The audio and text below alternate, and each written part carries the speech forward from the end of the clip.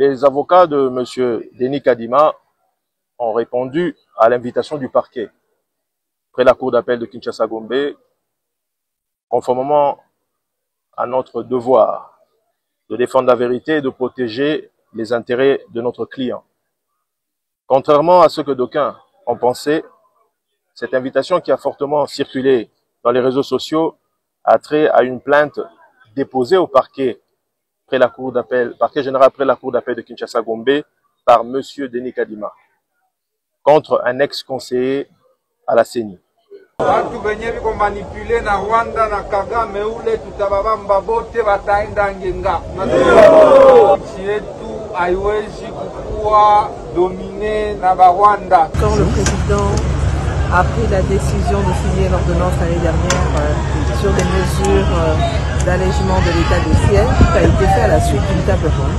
La commission ECOFIN a dégagé des recettes additionnelles au titre de la loi des finances 2025. Ces recettes, qui confortent l'effort de mobilisation interne, sont évaluées à 2000 milliards de francs congolais, une croissance de 24,1% par rapport à la loi des finances de 2024 et 13,7% comparativement à la loi des finances rectificatives de l'année. Les bureaux politiques du parti réunis en session extraordinaire déclarons ce qui suit.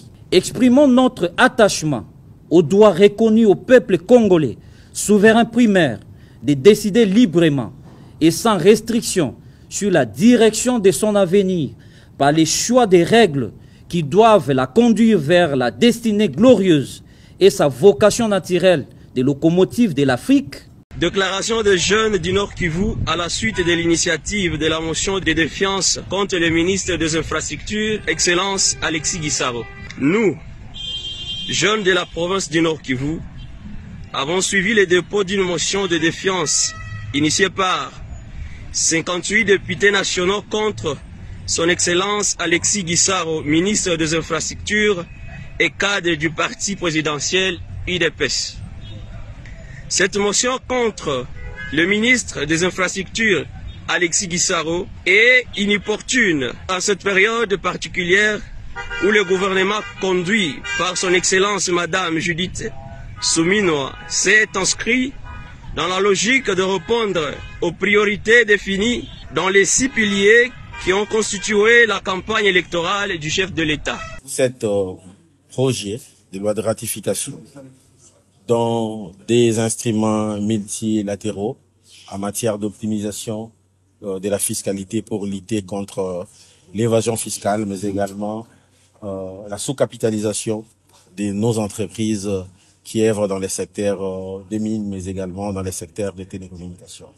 La séance plénière de l'Assemblée nationale du vendredi 22 novembre 2024, au cours de laquelle elle a appris qu'une motion de défiance a été déposée par un groupe de 58 députés nationaux, dont 9 de l'UDPS Tshisekedi, contre un ministre membre de l'UDPS Tshisekedi.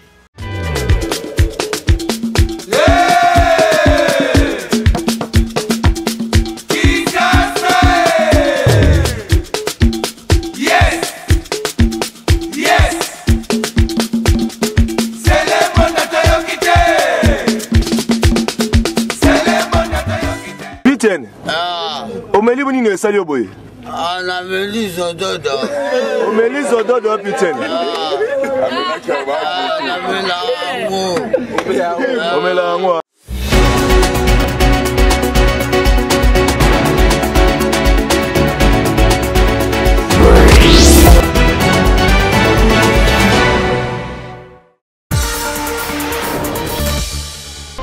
La Chambre basse du Parlement a, lors de sa séance plénière du vendredi 22 novembre, voté le projet de loi de finances exercice 2025, moyennant les amendements de la Commission économique, financière et contrôle budgétaire. À 3 semaines de la clôture de la session budgétaire de septembre 2024, la plénière de l'Assemblée nationale s'est acquittée de la tâche qui lui incombe, celle de doter la nation d'un budget pour l'exercice 2025 après l'examen minutieux du projet de loi de finances déposé par le gouvernement. La plénière a donc adopté le rapport de l'ECOFIN qui est parvenu à un accord accroissement 51 000 milliards 133 millions de francs congolais sur l'année 2025, soit une croissance de 24,1% par rapport à la loi de finances 2024 et 13,7% comparativement à la loi de finances rectificative de l'année en cours. Un accroissement qui porte la marge budgétaire à 2 457 000 milliards de francs congolais, soit 1,15% de PIB national affecté entre autres à l'éducation, à la santé, aux recherches scientifiques, à l'énergie, à l'agriculture et aux infrastructures. La commission ECOFIN a dégagé des recettes additionnelles au titre de la loi des finances 2025.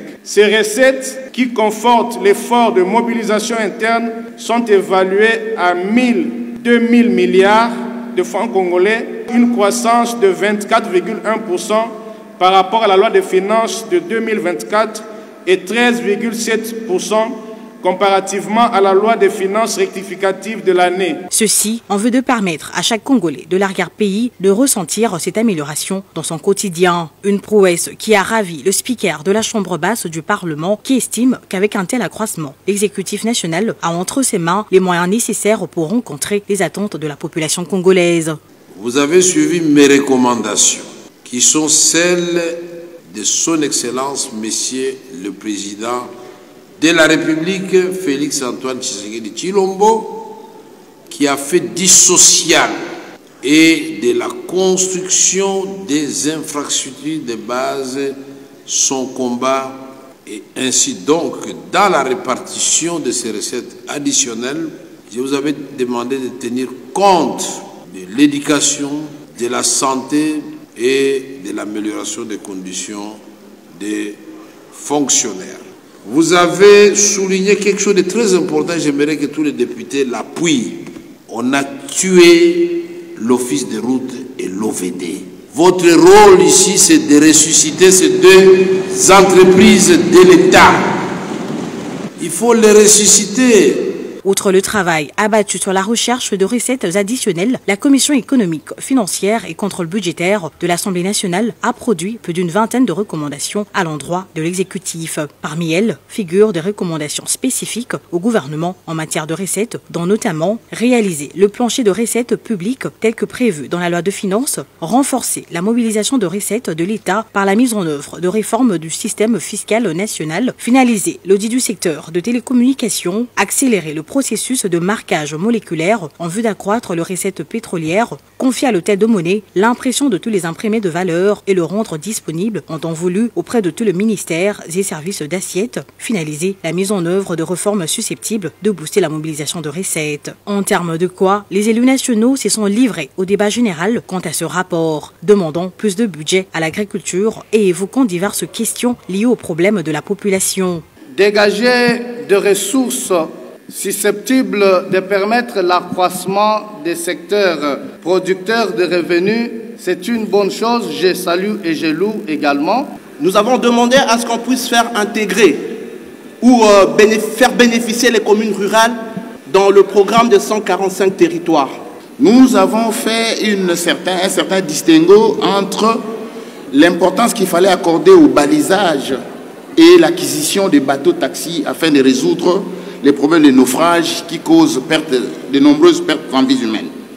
Mais à entendre la commission, on retient les balisages. C'est une bonne chose, mais on ne retient pas l'acquisition de bateaux qui devra permettre que ces balisages-là puissent, n'est-ce pas, avoir une certaine importance. Après débat enrichissant, examen globaux du projet de loi de finances exercice 2025, la représentation nationale a, en respect de prescrits de la loi, voté pour ce dit budget revu à la hausse. Il y a lieu de noter que l'ECOFIN avait, sur instruction du président de l'Assemblée nationale, le professeur Vital Kamerhe, associé le syndicat de plusieurs secteurs du pays à ces travaux de l'examen approfondi du projet de loi de finances 2025. Cette initiative, entreprise pour la première fois à la Chambre basse du Parlement, avait pour objectif de mettre ces nombreux syndicalistes au cœur des discussions sur l'affectation de fonds publics.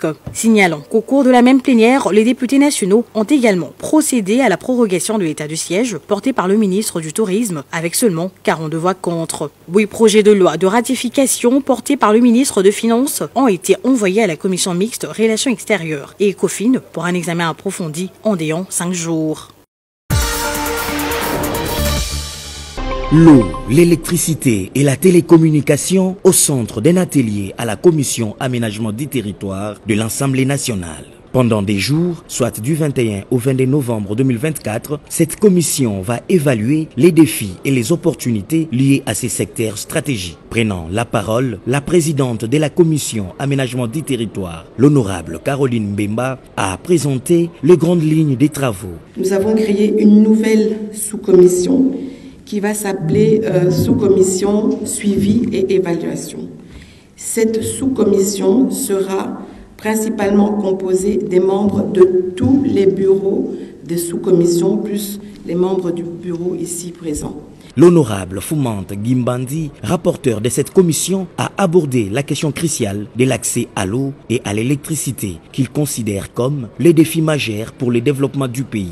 De son côté, l'honorable OPT Shonda Emmanuel, représentant du secteur des télécommunications, a détaillé les enjeux du service universel en RDC. Il a souligné l'importance de renforcer la régulation du secteur et de développer des solutions numériques inclusives. L'expert Joël Kiana a pour sa part retracé les grandes étapes de l'aménagement du territoire en RDC de l'État indépendant du Congo en 1885 à l'actuelle République démocratique du Congo. Il a dénoncé l'absence de politiques claires pour la gestion des ressources naturelles et a insisté sur la nécessité d'une stratégie nationale pour mieux répartir les activités dans les différentes régions du pays. La situation de l'aménagement du territoire en RDC, elle est tellement préoccupante. Aujourd'hui, on n'aménage plus. 30 ans, 40 ans passés, on a connu Mama Mobutu, qui est une cité bien planifiée. Cité verte, cité Salongo. À l'intérieur du pays, dans toutes les anciennes villes coloniales, on a planifié. Et ces politiques d'aménagement, ces politiques d'organisation de l'espace étaient faites par le pouvoir public. La question d'aménagement, la question d'organisation spatiale tire ses origines dans notre Constitution, en son article 204. On recommande, on impose, comme c'est une recommandation, c'est une imposition, à tout gouverneur de province de doter sa province d'un plan d'aménagement. L'avocat et expert Koumenge Kunda Damien a plaidé pour l'adoption d'un cadre législatif adapté à l'aménagement du territoire. Il a défendu une approche orientée vers une économie verte en mettant l'accent sur la prévention de la déforestation et une gestion durable des ressources naturelles. Les travaux se sont achevés pour cette première journée par une séance de questions et réponses entre les honorables députés membres de cette commission, laissant entrevoir un avenir prometteur pour l'aménagement du territoire en RDC. Ces cadres de réflexion marquent un pas important dans la construction d'une gestion territoriale durable et équitable pour le pays. J'aimerais d'abord sincèrement m'excuser. M'excuser pourquoi? Parce que les gens qui sont venus me donner l'information, ils m'ont dit qu'il ne s'agissait que de l'IDPS pour la motion de censure. Il y a l'IDPS et il y a beaucoup de partis. Pour que les députés soient informés, je ne vais pas citer le nom, mais je vais vous donner les partis qui ont signé. Je dois le faire parce que les gens risquent de partir avec l'idée que c'est l'IDPS. Non. Alors, les regroupements, si après on signait cette motion de défiance, AAC, 9 sur 58, IDPS Tshisekedi, 9 sur 58. AAUNC, donc mon regroupement, 5 sur 58. AACPG, 6 sur 58. MLC, 4 sur 58. AB, 3 sur 58. ACPA, 3 sur 58. AFDCA, 2 sur 58. AABG, 2 sur 58. AAP, 2 sur 58. Non inscrit, 2 sur 58. AB 50, 1 sur 58, AAC, je ne sais pas, 1 sur 58, AE, 1 sur 58, A24, 1 sur 58, A1, 1 sur 58, A2R, 1 sur 58, ensemble, 1 sur 58, 3, A3ZA, 1 sur 58, code, 1 sur 58, AADC bar A, 1 sur 58, AAC Palou, 1 sur 58. Et donc, nous avons 58 signatures. Et je voudrais donc m'excuser. Mais ici, je ne voudrais pas, et alors je ne voudrais pas entendre tous ces gens qui sont dans des petits laboratoires venir dire non, non, c'est l'œuvre des caméras. Puisque c'est ce qu'ils avaient. Ils ont commencé par là pour passer à l'œuvre. Cette fois-ci, ils doivent s'assumer et c'est leur droit et je le reconnais. Donc, la plénière est annoncée pour le lundi conformément aux prescrits de la Constitution et du règlement intérieur.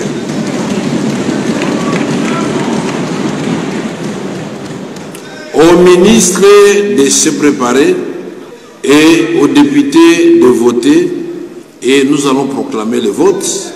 Et la Constitution est claire, si le vote fait tomber les ministres, on écrit à la première ministre pour constater la déchéance de son ministre.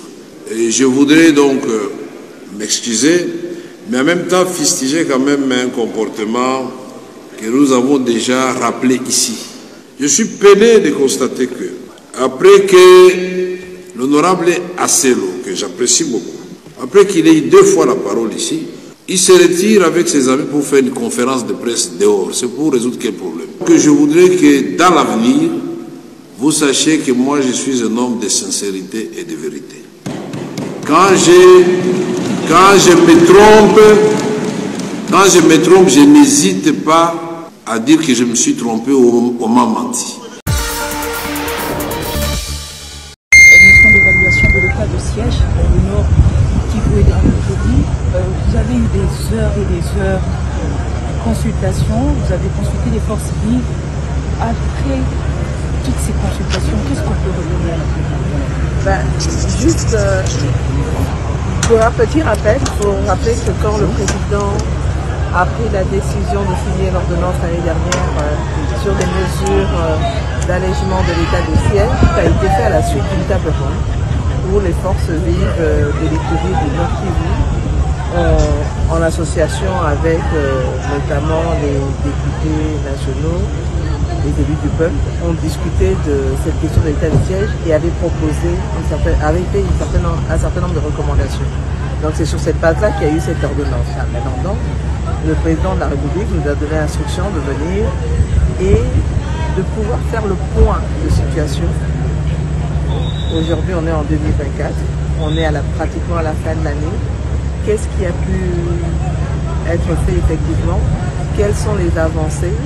Quelles sont les forces? Quelles sont les faiblesses? Raison pour laquelle il était important que nous puissions, avec la délégation qui m'accompagne et qui est constituée de représentants de députés nationaux, sénateurs en majorité faisant partie de la commission défense et sécurité et quelques membres du gouvernement, de pouvoir rencontrer les forces vives, les différentes parties prenantes, que ce soit en termes d'autorité provinciale, que ce soit les élus provinciaux, la société civile, donc vraiment toutes les forces vives pour faire le point de situation avec eux, parce qu'il est important de les entendre. Aujourd'hui, ce que nous voulons, le chef de l'État souhaite, c'est ramener la paix et la sécurité.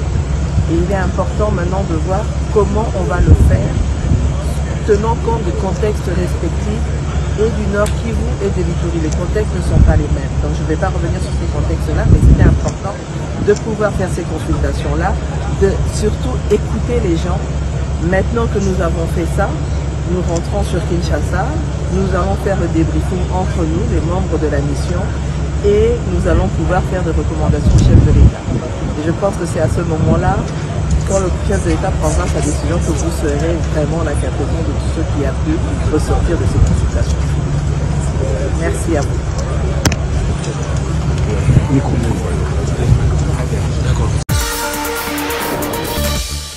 La chef du gouvernement de la République démocratique du Congo, Judith Suminwa, et son vice-premier ministre, ministre de l'Intérieur, Sécurité, Décentralisation et Affaires coutumières, Jacquemin Chabani, ont échangé vendredi tard dans la nuit à Goma, chef-lieu de la province du Nord Kivu, sous état de siège comme l'Ituri, avec les différentes composantes de cette entité décentralisée. Au menu des échanges, recueillir les avis des forces politiques et sociales, mais aussi des acteurs étatiques et onusiens, ainsi que les chefs traditionnels sur l'état de siège dont les mesures ont été allégées par le président de la République en novembre 2023. Nous avons abordé la situation humanitaire et nous avons parlé en termes de comment est-ce que, par exemple, pour le Nord Kivu, on pouvait faire une différenciation entre le nombre de personnes déplacées que nous avions en 2021 et le nombre de personnes déplacées que nous avons maintenant en novembre 2024. Et nous avons aussi fait la même chose pour ce qui concerne l'Ituri. Alors, juste pour avoir de situer ces deux chiffres, pour ce qui concerne le Nord Kivu, on est passé de 1,8 à maintenant 2,75. Qui en termes de millions de personnes déplacées internes, et pour ce qui concerne l'Ituri, de 1,4 en août 2021 à maintenant 1,3 en ce qui concerne le nombre de personnes déplacées internes.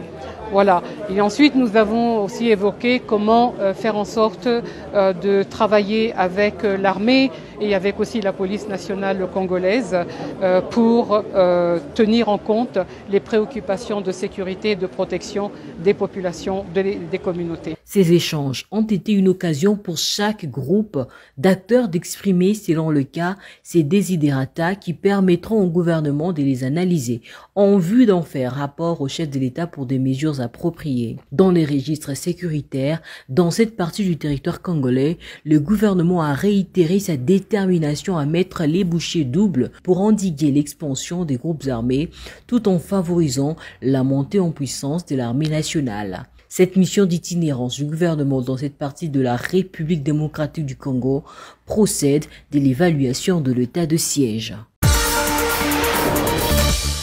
Je suis très heureux de passer devant la chambre basse de notre Parlement, là où il y a les élus légitimes du peuple congolais, pour présenter au nom du gouvernement que dirige son Excellence Madame Judith Tuluka cet projet de loi de ratification dont des instruments multilatéraux en matière d'optimisation de la fiscalité pour lutter contre l'évasion fiscale, mais également la sous-capitalisation de nos entreprises qui œuvrent dans les secteurs des mines, mais également dans les secteurs des télécommunications. Vous allez constater que plusieurs multinationales utilisent des systèmes sophistiqués de la fiscalité pour échapper à la base d'imposition et réduire l'assiette. Et le gouvernement a pris l'initiative de ratifier des instruments multilatéraux. Il était question de les présenter devant l'Assemblée nationale pour ratification afin que ces projets puissent entrer en vigueur et permettre à notre administration fiscale de mobiliser autant de ressources pour financer les programmes d'action du gouvernement. À côté de ces instruments qui ont été présentés, nous avons présenté également plusieurs projets de loi de ratification qui concernent les secteurs de la transformation agricole, parce que son Excellence, Monsieur le Président de la République, chef de l'État, son Excellence Félix Antoine Tshisekedi Tshilombo, avait émis une requête auprès de la Banque africaine de développement pour obtenir une allocation exceptionnelle dans le secteur de la transformation de l'agriculture. Ainsi, il était question pour le gouvernement de venir présenter des projets de prêts et des projets de loi de ratification afin que les parlements puissent les adopter. Sans oublier les derniers textes que nous avons présentés, il s'agit d'un prêt syndiqué entre la République démocratique du Congo et des banques sud-africaines. Un prêt qui tourne autour de 270 millions de dollars avec une participation de l'État en equity, sans aucune garantie souveraine, mais avec un délai de remboursement de 10 ans, y compris un délai de grâce de près de 2 ans, un taux acceptable pour financer l'investissement public. Il est question d'acquérir des outils et des engins afin de connecter notre pays et construire et moderniser nos routes pour aller dans la perspective de la diversification de notre économie dont nous voulons. Sans route, il n'y aura pas d'externalité positive, il n'y aura pas une croissance endogène qui pourrait s'en suivre par la transformation de l'agriculture. Il faut mettre alors des bouchées doubles pour investir dans le secteur de la réhabilitation et de la modernisation de nos routes. Merci.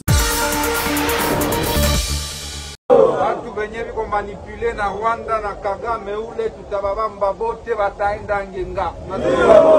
Nchi yetu haiwezi kukua kuwa domine na Rwanda. Tunasikilizana? Na mujue kama tutababamba bote na Kagame yemwe tutamubamba yeo. Niye benye muko en contact na Rwanda na bakagame mujue kama tutamitosha umuni bote.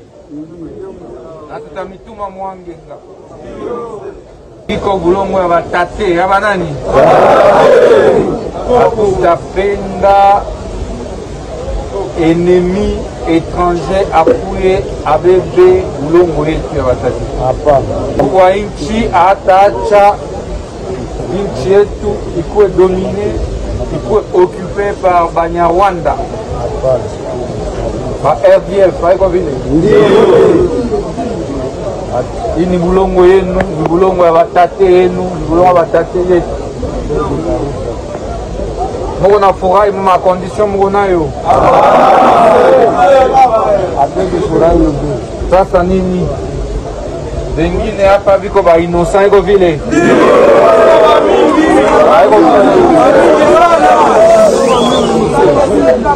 Mais viko confondu na abantu benye banaichika corruption, trahison juu ya kutumikia Kagame criminel mwenye kona kuya kuua watoto ya Kongo.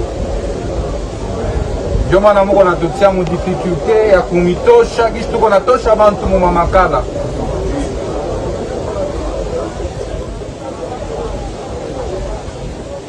Nasikilizana? Parce que amupendi kudenoncer abantu aba biko na manipuler à partir ya Rwanda. Mujue kama ennemi ya peuple congolais ni Kagame, ni nani? Donc inafaa mufa ange kama munatufasilite tâche Nita tu permettre kusema ba innocent benye biko hapa bafanye nini? Bafanye nini? Nafaa sasa mujimobilize na mudenoncer. Kama kuna information moya nafaa kufanya nini? Kama unaisema jua kama utapata prime na watu kutosha umu mita kutosha umu. Tunasikilizana? Bantu bote benye biko nasema mu makala mu ndolo bote mina kwa batosha parce que biko nasaidia inchi kuidentifier ba traître banani ba traître na fa kubaua. Tunasikilizana? Hii ni nchi ya banani? Bambi tutababamba mpaka kumwisho.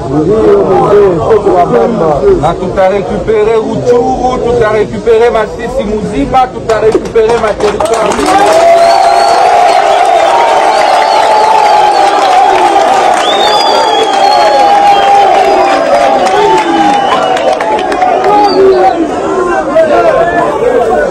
Ici badui viko hapa iko vile inafaa kazi moya ya nguvu ifanikwe na iko nafanikwa deja.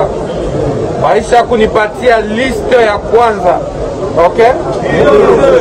Niko na signé arrêté ya libération conditionnelle après kazi ya demi-ap ya ane ya auditorat ya parquet. Tunasikilizana? Juu watu wengine hapa bafanya nini? Nilikuya mie peke kuangalia kama ni kweli haiko vile.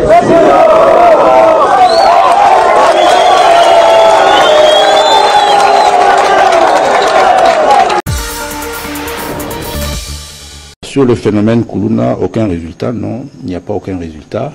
Les initiatives sont là, c'est un phénomène social qui touche à la justice, qui nécessite la mise en place, d'abord la prise de décision, et puis qui nécessite que ces décisions suivent un processus pour atteindre des résultats. Au-delà de cela, il faut arriver aussi à réaliser que aujourd'hui, dans la plupart des grandes villes du monde, que ce soit du monde du sud ou du nord de la planète Terre, la gestion du banditisme urbain est une problématique mondiale. Mais ici, en République démocratique du Congo, votre gouvernement a pris un certain nombre d'initiatives qui sont en cours de gestion. Nous avons au niveau de la police nationale les directives dans les différentes grandes villes.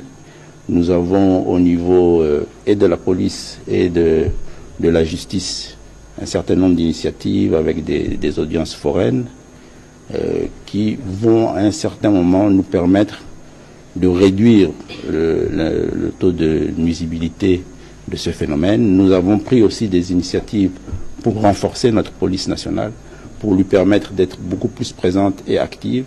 Et tout cela, je crois que ça va nous permettre de mieux gérer. Mais il y a aussi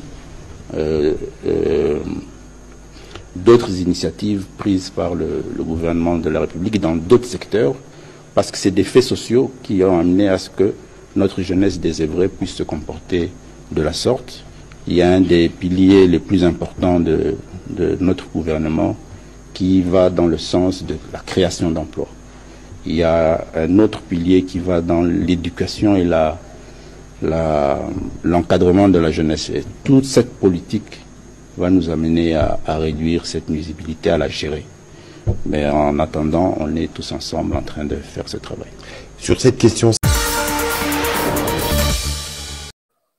Ok, merci. Les avocats de M. Denis Kadima ont répondu à l'invitation du parquet près la cour d'appel de Kinshasa-Gombe, conformément à notre devoir de défendre la vérité et de protéger les intérêts de notre client.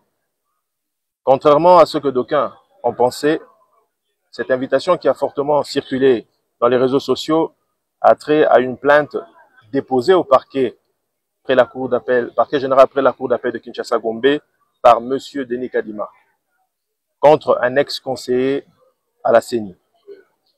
Avec stupéfaction, nous avons appris d'autre part, par les biais des réseaux sociaux, il y a presque un mois, qu'une plainte aurait été déposée au parquet près la cour de cassation à l'encontre de notre client pour des actes inimaginables. Ces accusations émanant d'un avocat prétendant représenter les intérêts d'une supposée victime sans que notre client n'ait été informé par la voie judiciaire.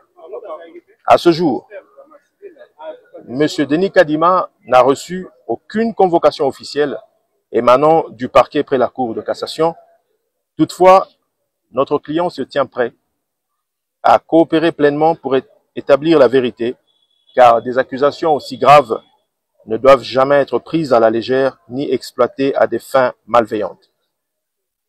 Notre client est la cible d'un odieux chantage, orchestré par des maîtres chanteurs, appuyés par certaines officines politiques. Ces manœuvres visent à l'intimider, à perturber sa tranquillité, à entraver l'exercice de ses fonctions en tant que président de la CENI. Nous, ces conseils, exprimons par ce mot notre profonde indignation face à cette campagne montée de toutes pièces pour le dénigrer. Cette offensive malveillante, soigneusement orchestrée par des réseaux mafieux, vise à ternir la réputation de M. Denis Kadima par des accusations gravissimes et sans aucun fondement. Il convient de rappeler que M. Denis Kadima est un leader reconnu pour son engagement en faveur de l'égalité des genres. Sous sa direction, la CENI a mis en œuvre des mesures concrètes pour promouvoir la participation des femmes dans le processus électoral et renforcer leur représentation dans les institutions publiques et leur rôle dans la société. En outre, il a activement contribué à l'amélioration du cadre juridique pour les droits politiques des femmes en République démocratique du Congo.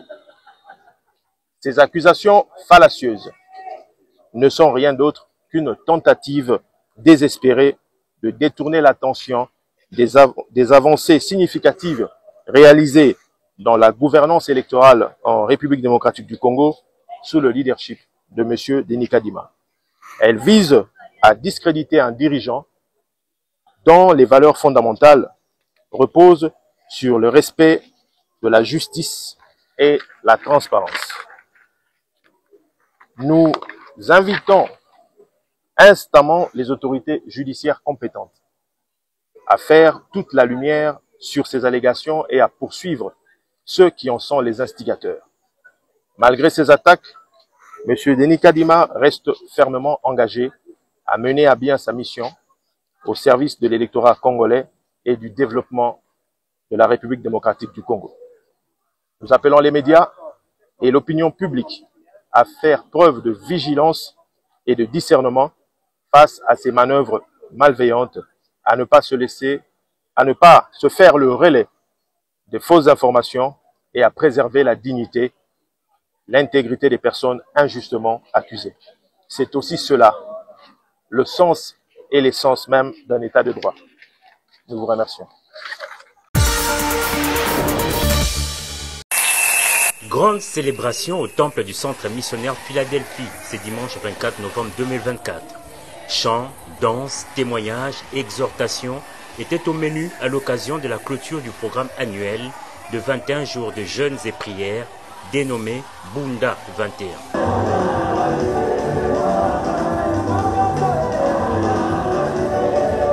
Membre actif de cette communauté, le président de la République Félix Antoine Tshisekedi Tshilombo est venu participer à cet important culte. À son arrivée, il a été accueilli par l'apôtre Roland Dalo. Chaudes accolades entre le président et son pasteur, sous des vivas des fidèles venus nombreux pour l'événement. Merci, merci. Il n'y a pas ça Bunda, il n'y a pas ça Bunda.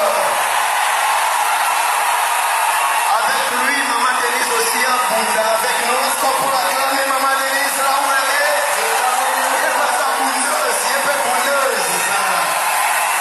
Gloire à Dieu, gloire à Dieu. Amen, amen, amen. Dieu soit loué.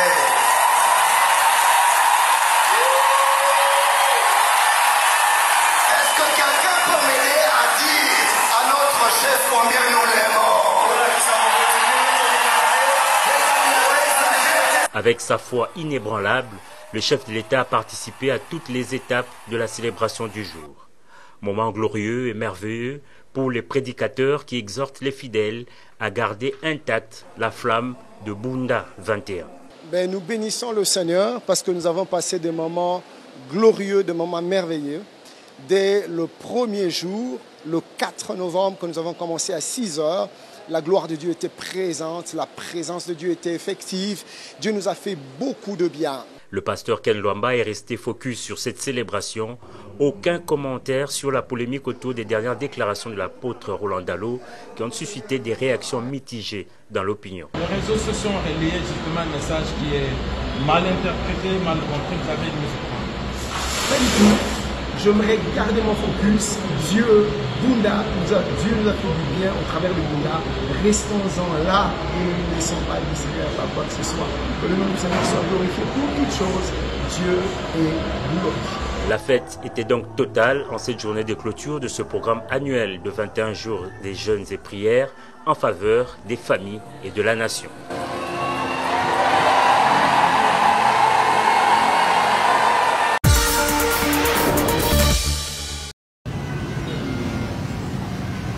Le gouverneur du Haut-Touélé, honorable Jean Bakomi Togambou, déterminé de rendre agréable les prochains séjours du père de la nation congolaise, Félix Antoine Tshisekedi Tshilombo, qui s'annonce dans son entité. Il entreprend sans répit une vaste campagne de mobilisation des différentes couches socio-politico-professionnelles présentes à Isiro. Les autorités traditionnelles venues de toutes les 45 chefferies et sectaires, y compris des 390 groupements, les chefs spirituels de diverses confessions religieuses, les femmes issues des organisations paysannes, les chefs des services étatiques, para-étatiques et privés, les membres des organisations patronales et de la société civile, sans oublier cette sève vivifiante de sa population, les jeunes dans leurs diversités associatives. Aux uns et autres, les chefs de l'exécutif provincial confirment la visite du chef de l'État à Isiro à la fin de ce mois et tient à son accueil digne. Jean Bakomi Togambu ne se lasse pas de démontrer à ses interlocuteurs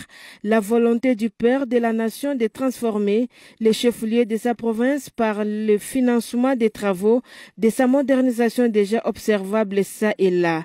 Message bien perçu comme le confirment ces leaders du Conseil provincial de la jeunesse. La jeunesse était une couche importante, l'autorité a passé à elle, elle a informé elle-même sur des dispositions pratiques à prendre et aussi sur l'implication de la jeunesse pour que les chefs de l'État soient accueillis dignement.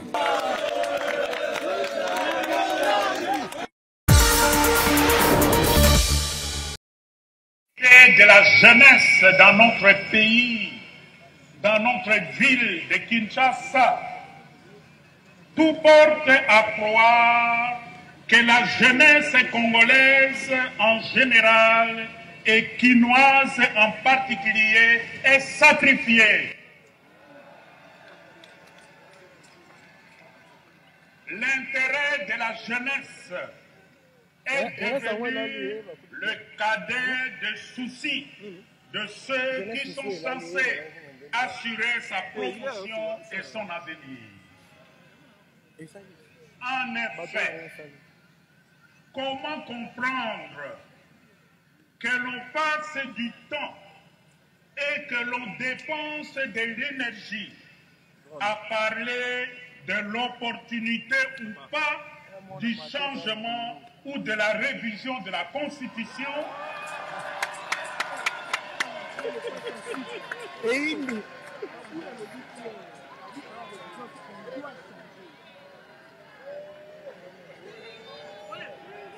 comment qu'on passe du temps et de l'énergie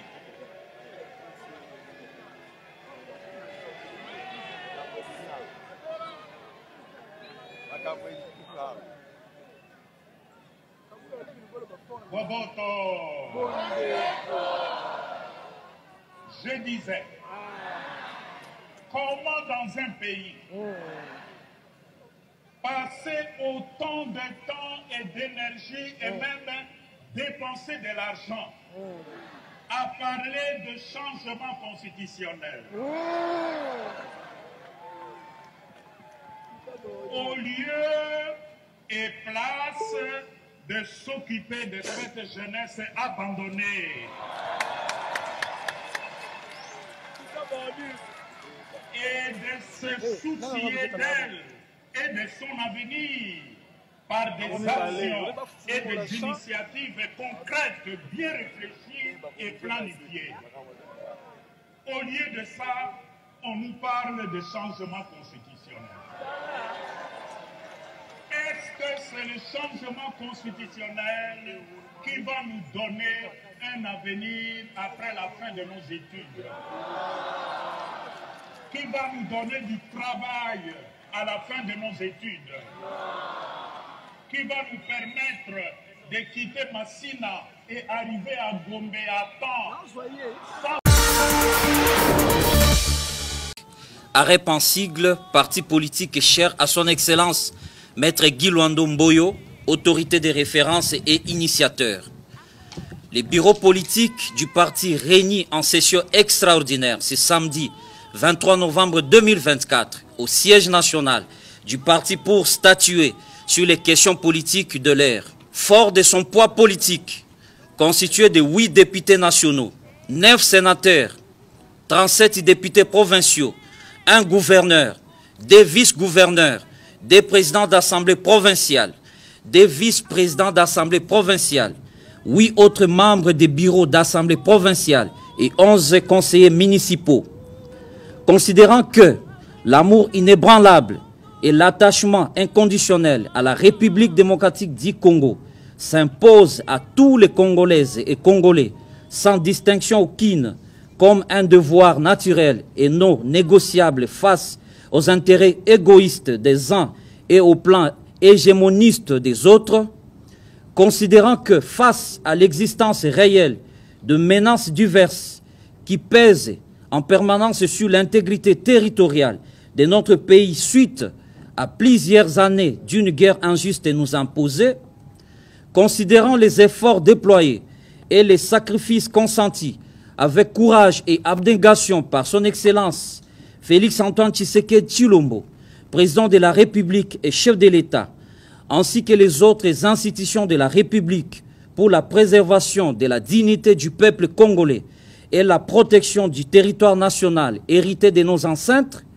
considérant que les droits à l'autodétermination est irrévocablement reconnu au peuple souverain par la Constitution ainsi que les instruments juridiques internationaux, considérant que tant l'émanation d'une expression collective de vivre ensemble, la Constitution s'avère être un contrat social dont l'acteur principal demeure le peuple souverain, à qui revient la latitude de décider de son sort, directement ou indirectement, par ses représentants légitimes qui animent les institutions de la République, fort de la conviction profonde que le salut du peuple demeure et restera la loi suprême qui doit guider l'action patriotique des institutions de la République, en l'occurrence celle du président de la République en sa qualité de garant de la nation, dont le rôle est celui de veiller à l'amélioration du bien-être du peuple, notamment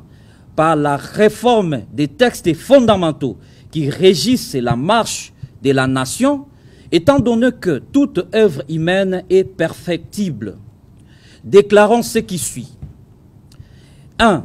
Exprimons notre attachement au droit reconnu au peuple congolais, souverain primaire, de décider librement et sans restriction sur la direction de son avenir par les choix des règles qui doivent la conduire vers la destinée glorieuse et sa vocation naturelle de locomotive de l'Afrique. 2. Disons non à toute tentative matérielle ou intellectuelle destinée à restreindre les droits et la liberté du peuple congolais, à réfléchir sur la possibilité d'améliorer les règles des droits qui régentent la nation dans le but bien compris d'assurer sa survie comme un peuple fier de son identité et de son histoire. 3. Disons oui à la vigilance, à la maturité affichée par les peuples congolais face à différentes tentatives de manipulation dans le but non avoué et d'aliéner sa liberté de souverain primaire à décider librement de son sort. 4. Soutenons particulièrement l'idée d'une réflexion patriotique et objective lancée par son Excellence Félix Antoine Tshisekedi Tshilombo, président de la République et chef de l'État, garant de la nation et du bon fonctionnement des institutions, sur la nécessité d'améliorer les règles fondamentales des droits contenus dans la Constitution du 18 février 2006, par ailleurs, adoptée dans un contexte historique et politique et particulier qui a sensiblement évolué à ces jours au point d'appeler inexorablement une révisitation profonde. 5. Exhortons le gouvernement à œuvrer davantage sur les projets qui touchent directement à la vie sociale de la population, notamment l'accès à l'eau et à l'électricité, les soins de santé de qualité, l'accès à la scolarité, la paix à l'est du pays, les infrastructures routières, mettre fin aux embouteillages, l'accès aux denrées alimentaires de première nécessité, le paiement régulier des denrées des agents de fonctionnement d'État, enseignants, militaires, et enfin, réitérons notre soutien et loyauté au leadership éclairé incarné par son Excellence Félix Antoine Tshisekedi Tshilombo, président de la République et chef de l'État, qui demeure le symbole et l'incarnation de l'adhésion massive et populaire à une vision centrée sur le bien-être des Congolaises et Congolais.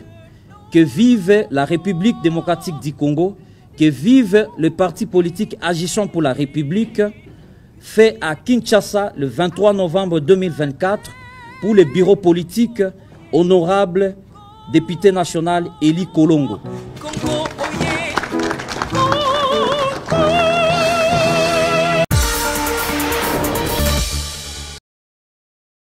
Déclaration des jeunes du Nord Kivu à la suite de l'initiative de la motion de défiance contre le ministre des Infrastructures, Excellence Alexis Gisaro.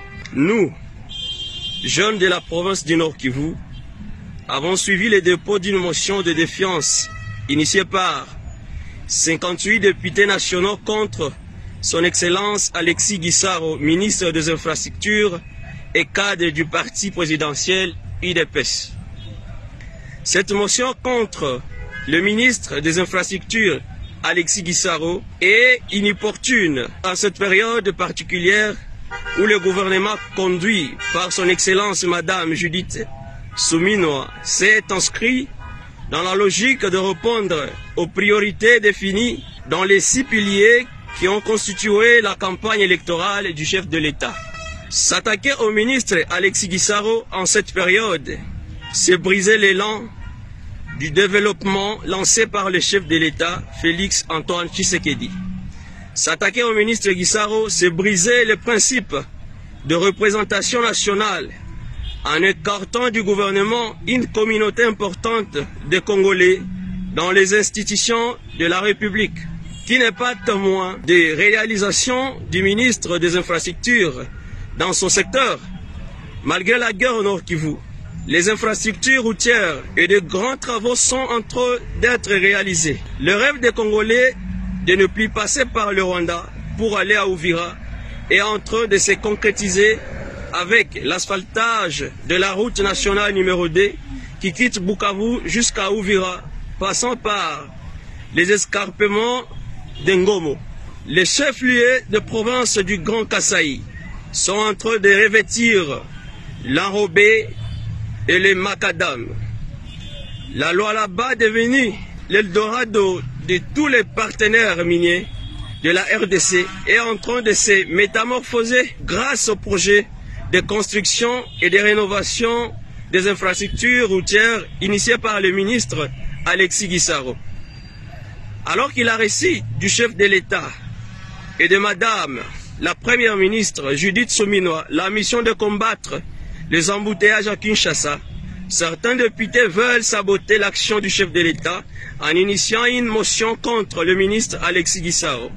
En vue de maintenir la paix et permettre au gouvernement de poursuivre son élan de développement, nous recommandons ce qui suit. Retirer purement et simplement la motion contre le ministre Alexis Guissaro afin de lui permettre de poursuivre l'élan de développement des infrastructures telles que souhaitées par le chef de l'État sous l'impulsion du chef de l'État Félix Antoine Tshisekedi. Nous restons saisis. Fait à Goma le 23 novembre 2024. Nous vous remercions.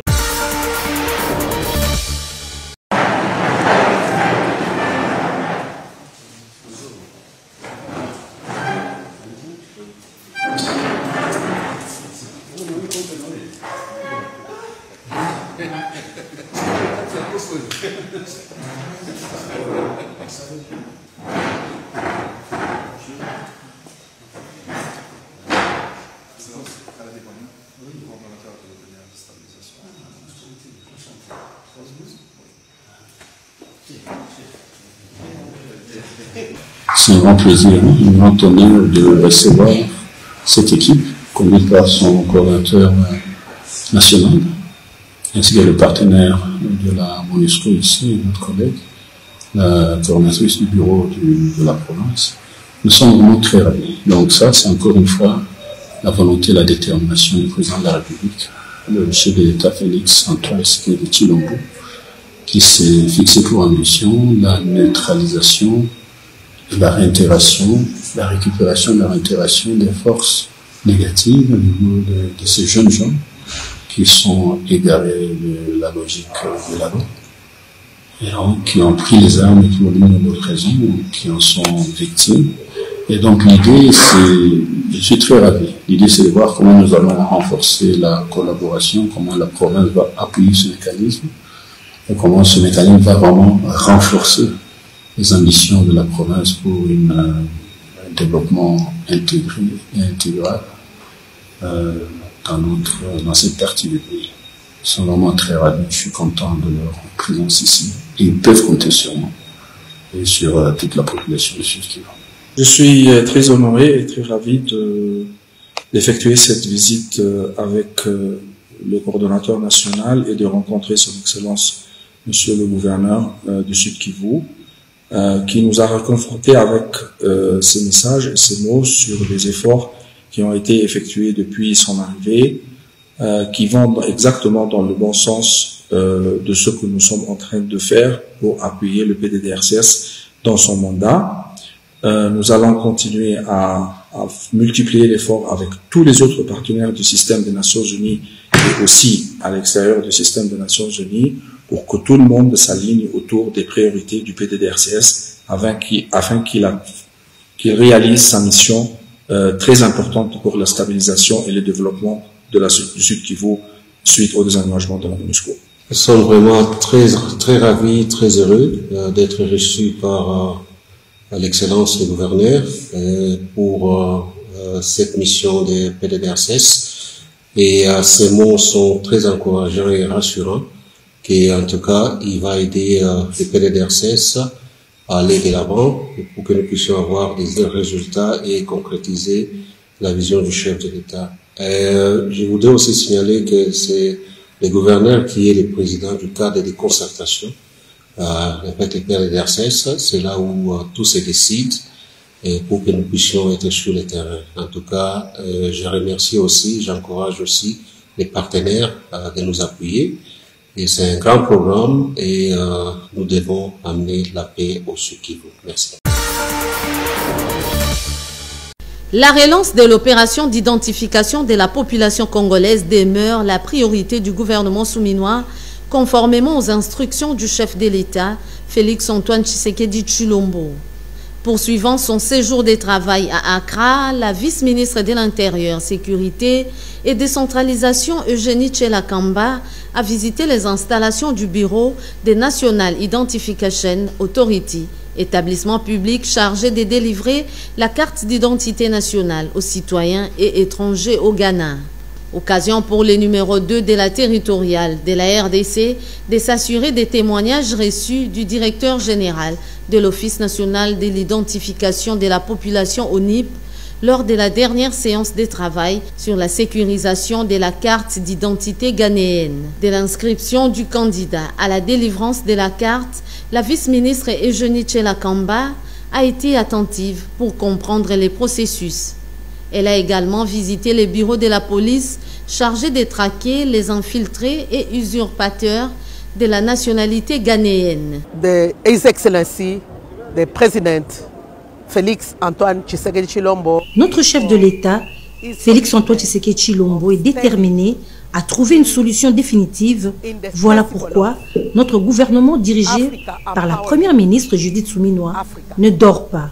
Nous sommes ici au Ghana parce qu'il est reconnu comme un pays modèle en matière de la sécurisation de ses frontières via la carte d'identité nationale. Cette question constitue à ce jour une priorité des priorités.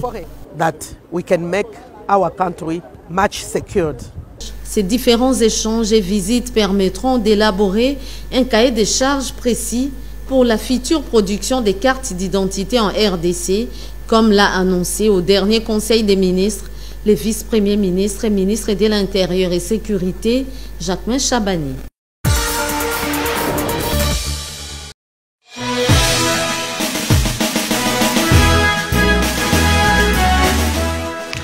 Union pour la démocratie et le progrès social, UDPS Tshisekedi en sigle. Présidence du parti exécutif national.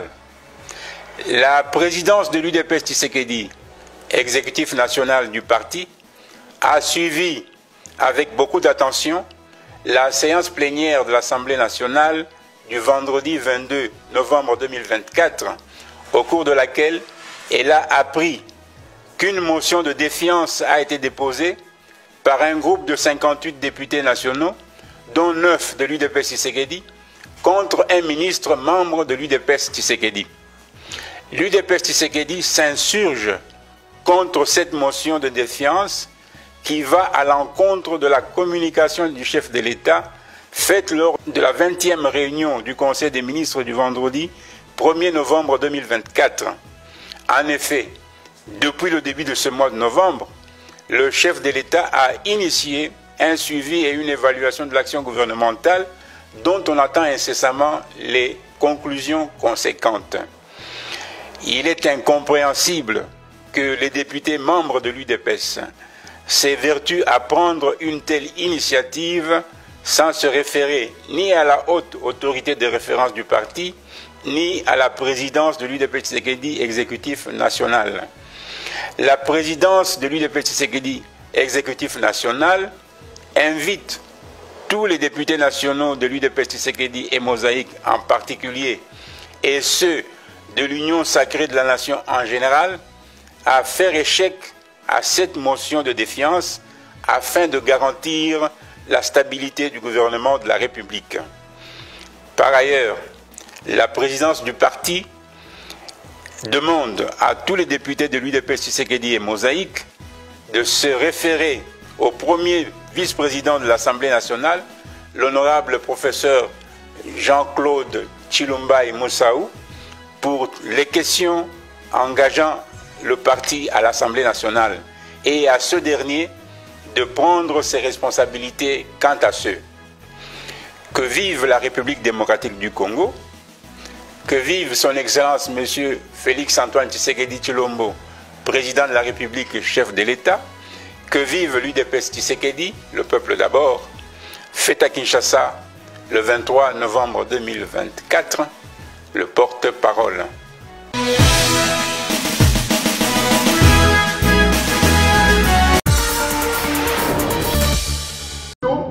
N'ont pas changé les positions par rapport à cette question comme le font bien d'autres, mais sont restés constants.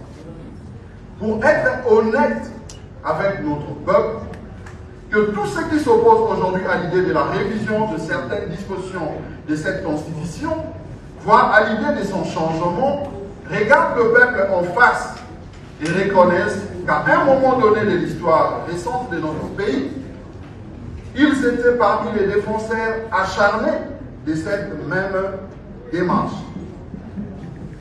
Alors, arrêtons de manipuler notre peuple, mais plutôt débattons en toute responsabilité autour des évidences au risque de promouvoir un déni de démocratie.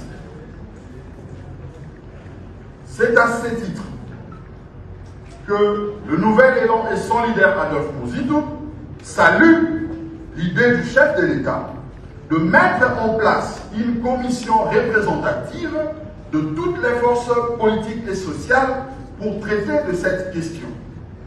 Cependant, le nouvel élan et son leader proposent que la dite commission soit coordonnée par l'opposition. Mesdames et messieurs de la presse, avant de clore cette communication, nous lançons un vibrant appel à tous les lumumbistes et à celles et ceux qui se reconnaissent dans le combat de nos pères fondateurs de se joindre à nous pour corriger à jamais l'œuvre des impérialistes.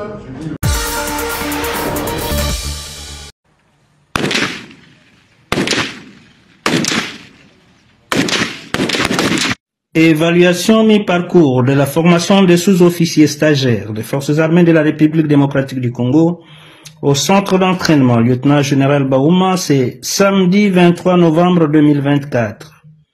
C'est le commandant de la 3e zone de défense, le lieutenant-général Mbaouma Chita Marcel, en sa qualité de coordonnateur de cette formation, qui a manifesté ses soucis de tâter du doigt l'évolution de la formation au terme des 5 premières semaines. Un briefing fait par le colonel Marco Kalalak, chef de la délégation état-major général FARDC, a précédé l'exercice sur terrain. Quelques difficultés et suggestions ont été portées à la connaissance du commandant de la 3e zone de défense. 2 activités étaient organisées pendant cette visite du commandant de la 3e zone de défense à Baouma. Primo, un exercice de tir sous la surveillance de l'instructeur. Les commandants de la 3e zone de défense, après avoir personnellement inspecté les cibles, s'est dit satisfait de la performance des stagiaires au bout de cette période. Il s'est de signaler que le tir s'est exécuté avec les armes AK-47 et PKM. Segundo, Un exercice de franchissement aérien avec corde par les stagiaires, exercice combien important en cas d'obstacle de passage pendant les opérations militaires. À cette occasion, le commandant de la 3e zone de défense a encouragé une stagiaire personnel militaire féminin qui a franchi avec brio la corde sous l'admiration des autorités. Aussi, un autre stagiaire a exécuté avec succès 65 pompages pour démontrer son endurance. Lui également a obtenu un prix sous les applaudissements qui ont fusé de partout en guise de satisfaction. Depuis le champ de tir du camp lieutenant général Baouma, major Nestor Mavoudissa, coordonnateur SIFA, 3e zone de défense.